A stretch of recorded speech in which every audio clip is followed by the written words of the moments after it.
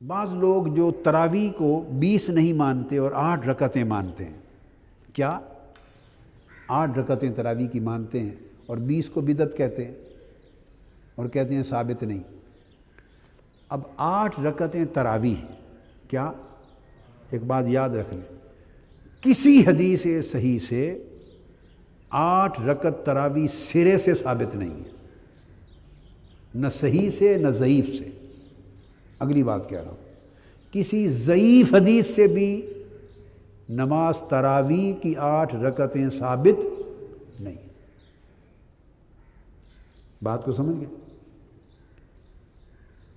اب وہ بنیاد جو بنیادیں ہیں، سب سے بڑی جو ٹھوس دلیل ان کے پاس ہے وہ صحیح بخاری کی ایک حدیث ہے، جس کو امام بخاری کتاب رمضان میں لائے ہیں۔ ماہ رمضان میں تراویح کے ذیل میں قیام لیل، رمضان اور تراویح کے باب میں امام بخاری لائے ہیں، باب ہے۔ اور ایک باب جب امام بخاری کوئی باب قائم کرتے ہیں بیٹے، تو اس کا مطلب یہ نہیں ہوتا کہ یہ احکام اور سنن کی کتابوں کی طرح ہر حدیث اب عین فقہ کی کتابوں کی طرح بنوان اس باب کے مطابق نیچے ہوگی، نہیں۔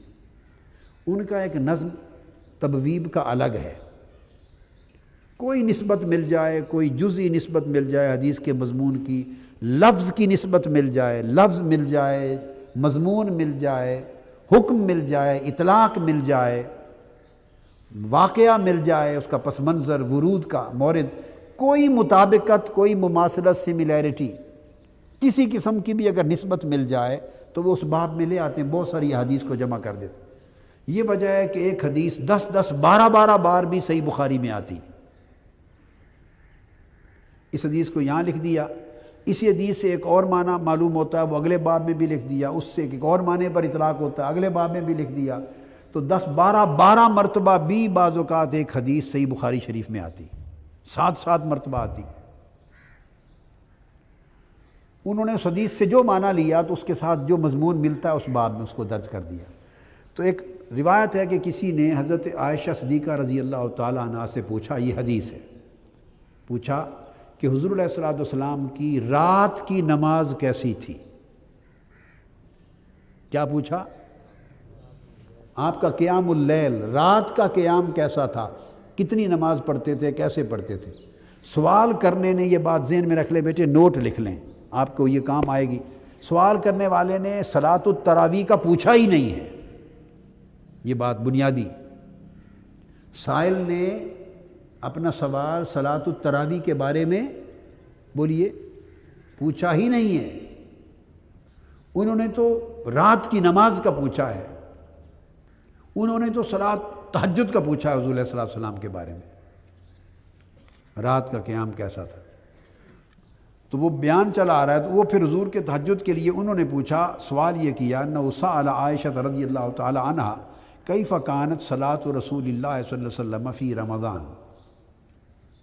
یہ میں آگے آپ کو بتاؤں گا کہ پھر رمضان میں حضور علیہ الصلوۃ والسلام کی نماز کیسے ہوتی تھی، نماز تہجد۔ حضرت عائشہ صدیقہ رضی اللہ عنہ، نماز تہجد کیسے معلوم ہوا وہ بتاتا ہوں۔ عائشہ صدیقہ رضی اللہ تعالیٰ عنہ جواب دیتی ہیں، ما کان یزید فی رمضان ولا فی غیرہا علی 11 رکعۃ، کہ رمضان میں بھی اور رمضان کے علاوہ باقی 11 مہینوں میں بھی حضور علیہ الصلوۃ والسلام پورے سال کے کسی مہینے میں بھی 11 رکعتوں سے زیادہ نہیں پڑھتے تھے۔ تو کون سی نماز ہوئی؟ تراویح تو صرف رمضان میں ہوتی ہے، 11 مہینوں میں تو۔ حضرت عائشہ صدیقہ رضی اللہ تعالیٰ عنہ نے بھی یہی سمجھا کہ یہ صلاۃ التراویح کا نہیں پوچھ رہا۔ اگر وہ سوال سائل کی بات سے یہ سمجھتی کہ یہ نماز تراویح کا پوچھ رہا ہے تو ولا فی غیرہا بولیے نہ فرماتی، چونکہ صلاۃ التراویح تو غیرہا میں ہے ہی نہیں، غیر رمضان میں، رمضان کے علاوہ باقی 11 مہینوں میں تو ہوتی ہی نہیں ہے۔ پھر وہ یہ نہ کہتی کہ فی رمضان ولا فی غیرہا، اس کا مطلب ہے وہ ایک ایسی نماز کی رکعتیں بتا رہی ہیں جو نماز رمضان میں بھی راتوں کو پڑھی جاتی ہے اور غیر رمضان باقی 11 مہینوں میں بھی پڑھی جاتی ہے اور وہ صرف صلاۃ التہجد ہے۔ یہ جواب دیا، پھر 4 پڑھتی، پھر 4 اور پھر اس کے بعد آگے وطروں کا ذکر ہے سارا۔ اب یہ جو میں بتانا چاہتا ہوں، امام بخاری نے یہ حدیث، اب حدیث کے متن میں تو سرے سے تراویح کا ذکر ہی نہیں، نہ سوال میں، اور جواب نے تو تصریح کر دی ہے، جواب نے تو تصریح کر دی ہے کہ یہ ہے ہی وہ نماز جو پورا سال پڑھی جاتی، وہ تہجد ہے۔ امام بخاری نے کیا کیا، اب بعض لوگوں نے اس کو تراویح بلا وجہ اس لیے سمجھ لیا کہ امام بخاری نے اس حدیث کو درج کیا ہے کتاب صلاۃ التراویح کے تحت، چونکہ انہوں نے کتاب صلاۃ التراویح کے تحت درج کیا ہے، انہوں نے بلا وجہ اس حدیث کا اطلاق نماز تراویح پہ کر دیا، جبکہ سمجھ لیں کہ اس کتاب اس عنوان کے تحت درج کرنا یہ تو حدیث نہیں ہے، یہ تو امام بخاری کا فہم ہے۔ اور وہ وجہ کیا ہے کہ چونکہ تہجد رمضان میں بھی پڑھی جاتی ہے اور غیر رمضان میں بھی پڑھی جاتی ہے، سوال اسی کا تھا ذہن میں ان کے پوچھنے والے کہ یہ تھا کہ کہیں جب رمضان آ جاتا ہے اور رمضان میں تراویح شروع ہو جاتی ہے تو کیا نماز تراویح کی وجہ سے تہجد ختم تو نہیں کر دیتے تھے؟ کہ یہ تو نہیں تھا کہ تراویح آ گئی تو پھر تہجد قیام اللیل نہ کرتے ہوں یا کم کر دیتے ہوں؟ پوچھنے والے کا مقصد ذہن میں یہ تھا، تو اس پر انہوں نے جواب دیا کہ وہ 11 ہی پڑھتے تھے اور اس سے زائد نہیں کرتے تھے۔ اب امام بخاری نے یہ دے دیا اس کو صلاۃ التراویح کے باب کے تحت۔ اب اگر امام بخاری کا باب قائم کرنا ہی حجت ہے تو میں جو بات سمجھانا چاہتا ہوں، امام مسلم کی طرف آ جائیے۔ امام مسلم نے پوری کتاب رمضان اور صلاۃ التراویح کی کتاب قائم کی ہے صحیح مسلم میں، اور ساری کتاب و صلاۃ التراویح میں امام مسلم یہ حدیث نہیں لائے۔ یہ بات خاص نوٹ کرنے والی۔ کیا مطلب ہے کہ امام بخاری کا جو نظم ہے ابواب کا، وہ امام بخاری سے امام مسلم کا بہتر ہے۔ امام بخاری کے ہاں ایک ہی حدیث 10 12 جگہ منتشر ہو جاتی ہے، چونکہ جو باب بندی ہے وہ موضوع اور مضمون کے اعتبار سے اس میں سختی نہیں ہے، کئی چیزیں ادھر، کئی چیزیں ادھر، کئی چیزیں ادھر آ جاتی ہیں، جو نسبت مل گئی کر دیتے ہیں۔ امام مسلم کے ہاں تبویب ہے، جامعات میں، جامع میں، سنن تو پھر احکام آ جاتی ہیں۔ امام مسلم جیسا نظم باب بندی میں کسی کتاب کا نہیں ہے، وہ تمام احادیث کو اکٹھا کر دیتے ہیں، ایک ہی مضمون اور ایک ہی جگہ لے آتے ہیں، تمام اسانید کو بھی جمع کر دیتے ہیں، تمام طرق کو جمع کر دیتے ہیں، تمام ایک ہی مضمون کی حدیث کو ایک یکجا کر دیتے ہیں، اور تبویب کا نظم ان کا اچھا ہے۔ اب امام مسلم بھی امام بخاری کے ساتھ ہیں۔ میں 2 باتیں بتانا چاہتا ہوں۔ امام مسلم پوری کی پوری آپ کتاب رمضان اور اس میں قیام اللیل رمضان کا، اور انہوں نے الگ باب قائم کیا صلاۃ التراویح۔ اب بس آپ نوٹ کر لیں، کتاب صلاۃ التراویح رمضان میں امام مسلم نے باب قائم کیا، اور پوری کتاب میں صلاۃ التراویح کی کتاب میں امام مسلم یہ حدیث نہیں لائے۔ اب یہ بات سمجھ گیا نا؟ یہ پوری سند اور ذمہ داری کے ساتھ لکھ دیں۔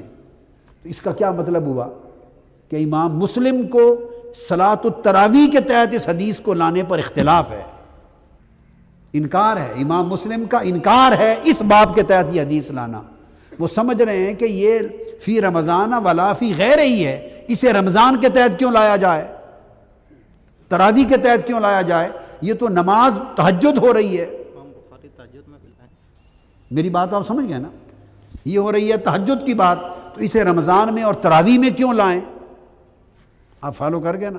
تو پہلی بات، امام مسلم اس کو تراویح کے باب میں اور اس کے کتاب میں یہ حدیث لائے ہی نہیں ہے، تو انہوں نے گویا انکار کر دیا ہے اس باب میں اس حدیث کو لانے سے۔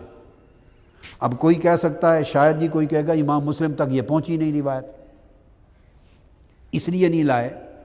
وہ سن لیں، امام مسلم کے پاس بھی یہ حدیث ہے اپنی روایت کے ساتھ، اپنی سند کے ساتھ، اور امام مسلم اس کو کتاب التہجد میں لائے ہیں، رمضان کو نکال کر ختم کر کے پھر قیام کو لائے ہیں باب صلاۃ اللیل میں،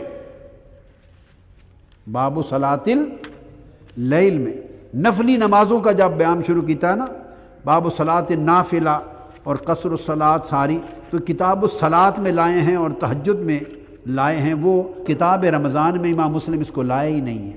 یہ باب ہے نمبر 17، باب صلاۃ اللیل و عدد رکعات النبی صلی اللہ علیہ وسلم فی اللیل، رات کی نماز یعنی تہجد کی نماز اور اس کا عدد۔ آپ سمجھ گئے؟ تو امام مسلم نے کیا کیا، پورا اشکال رفع کر دیا۔ جتنی حدیثیں 11 رکعتوں کے پڑھنے کی تھیں، امام مسلم نے اس باب میں، یہ تہجد کی نماز ہے اور اس کی رکعتیں، ان کو اکٹھا ایک باب میں جمع کر دیا۔ ان عائشہ رضی اللہ تعالی عنہا ان رسول اللہ صلی اللہ علیہ وسلم کان یصلی باللیل 11 رکعۃ، یہ پہلی حدیث۔ پھر دوسری حدیث، پھر آگے فرمایا ان عائشہ زوج النبی صلی اللہ علیہ وسلم کان رسول اللہ یصلی الی الفجر 11 رکعۃ، دوسری حدیث لے آئے۔ پھر تیسری حدیث ان عائشہ کان رسول اللہ صلی اللہ علیہ وسلم یصلی من اللیل 13 رکعۃ، 11 تھی نا، اب جب 13 ہو گئی تو فجر کی 2 رکعتیں یا شامل ہو جاتی ہیں سنتیں، یا تحیۃ الوضو شامل ہو گیا تو وہ 13 بن گئی۔ آپ سمجھ گئے نا بات کو؟ تو یہ 11 رکعتیں تہجد کی وہی نہیں، 8 وہ اور وطر کی اور نفل کی وہ لائیں۔ پھر اس کے بعد اگلی حدیث عن عائشہ اخبرت ان رسول اللہ کان یصلی 13 رکعۃ۔ اب یہ تمام حدیثیں جمع کر کے پھر وہ جو حدیث امام بخاری لائے تھے اس کو امام مسلم نے روایت کیا ہے، وہی ان ابی سلمہ بن عبد الرحمن انہ سأل عائشہ رضی اللہ تعالی عنہا کیف کانت صلاۃ رسول اللہ صلی اللہ علیہ وسلم فی رمضان قالت ما کان رسول اللہ صلی اللہ علیہ وسلم یزید فی رمضان ولا فی غیرہ علی 11 رکعۃ۔ وہ پھر وہ حدیث لے آئے ہیں تہجد میں، رات کی 11 رکعتوں کے تحت، اور اس طرح باقی بھی تمام تہجد کی نمازیں، چونکہ فجر کے ساتھ پھر الا فجر کر کے تو ساری روایات، تو کل احادیث انہوں نے رکعت فجر، پھر 2 رکعتیں فجر کی جیسے اشرب بیان کر دی، تو تہجد کے باب میں قیام اللیل کے تحت تمام حدیث لائے ہیں۔ تو اب بولیے اگر امام بخاری کا صلاۃ التراویح کے باب میں لانے سے اس حدیث کے مضمون کو تراویح پر اطلاق کرنا حجت بن جاتا ہے، تو امام مسلم نے انکار کر دیا، اس باب میں نہیں لائے اور وہ صلاۃ التہجد میں لائے، اس میں حجت کیوں نہیں بنتا؟ وہ ان کا اجتہاد تھا، یہ امام مسلم کا اجتہاد ہے، اور انہوں نے دلیل میں ساری حدیثیں جمع کر دی ہیں کہ تمام کی تمام حدیثیں غیر از رمضان ہیں، جو رمضان سے متعلق نہیں ہیں، اور وہ ساری حدیثیں جب ایک ہی مضمون کی ہیں تو یہ حدیث اس طرف کیسے چلی جائے گی، اسی مضمون سے متعلق ہے۔ تو آپ نے دیکھا کہ باب اور ہے، باب سے انہوں نے پکڑ لیا، مضمون حدیث کو نہیں دیکھا۔ تو اگر وہ سند ہے تو یہ امام مسلم کی میں نے آپ کو سند دی ہے، کہ ایک تو میں نے امام مسلم کا بتایا کہ وہ صلاۃ التراویح میں نہیں لائے، اور دوسرا بتایا کہ قیام اللیل تہجد میں لائے ہیں۔ اب امام بخاری کا آ جائیے، امام بخاری کا اجتہاد بھی وہ صلاۃ التراویح نہیں ہے، امام بخاری نے بھی اس نماز سے مراد صلاۃ التراویح، یہ ان کا بھی اجتہاد نہیں ہے، یہ تو آج کے لوگوں نے خود اجتہاد بنا لیا ہے۔ امام بخاری کا تو ایک انداز ہے، ایک نظم ہے ابواب کا، وہ تو چونکہ رات کی نماز کا پوچھ رہا تھا سائل، اور اس نے پوچھا تھا رمضان میں کیسے پڑھتے تھے، کہ کہیں ایسا تو نہیں کہ ماہ رمضان میں رات کی نماز یعنی تہجد کے معمول اور رکعتوں میں تبدیلی آ جاتی ہو۔ تو چونکہ رمضان کا نام لے لیا سائل نے، تو امام بخاری نے لفظ رمضان کی وجہ سے ادھر ڈال دیا۔ اب اگر امام بخاری اس کو صرف نماز تراویح پر معمول کرتے تو پھر وہیں رکھتے، اب خود امام بخاری اس کو دوسرے مقام پر کتاب التہجد میں بھی لے آئے ہیں۔ آئیے یہ بخاری شریف، اسی بخاری میں امام بخاری خود یہی حدیث کتاب التہجد میں بھی لے آئے ہیں، اور یہاں عنوان کیا تھا وہی قیام النبی صلی اللہ علیہ وسلم باللیل فی رمضان و غیرہ، وہی حدیث کتاب التہجد ہے، یہ بخاری کتاب التہجد باب 16 حدیث نمبر 1147 1147، وہی انہ سأل عائشہ رضی اللہ عنہا کیف کانت صلاۃ رسول اللہ صلی اللہ علیہ وسلم فی رمضان فقالت ما کان رسول اللہ صلی اللہ علیہ وسلم یزید فی رمضان ولا فی غیرہ علی 11 رکعۃ۔ میں پوری حدیث اس میں آ گئی۔ تو امام بخاری بھی اس کو کتاب التہجد میں لائے ہیں۔ تو اب اس مسئلے کو یوں ہوگا کہ امام بخاری دو جگہوں پر لائے۔ امام بخاری اس کو رمضان میں صلاۃ التراویح قیام، وہ بھی قیام اللیل کی وجہ سے ادھر بھی لائے اور کتاب التہجد میں بھی لائے، اور امام مسلم وہاں لانے سے انکار کر دیا، صرف کتاب التہجد میں لائے۔ تو پلڑا کس طرف بڑھ گیا ائمہ حدیث کا؟ تہجد پر اس حدیث کا آنا متفق علیہ ہو گیا۔ یہ بات اگلی بتانا چاہوں، اس کا صلاۃ التہجد ہونا یہ بخاری مسلم کا متفق علیہ ہو گیا۔ آپ میری بات سمجھ گئے؟ اور اس کا رمضان میں صلاۃ التراویح کے تحت ہونا، وہ بھی تراویح مراد نہیں، اس میں صرف روایت کرنے میں امام بخاری تنہا رہ گئے،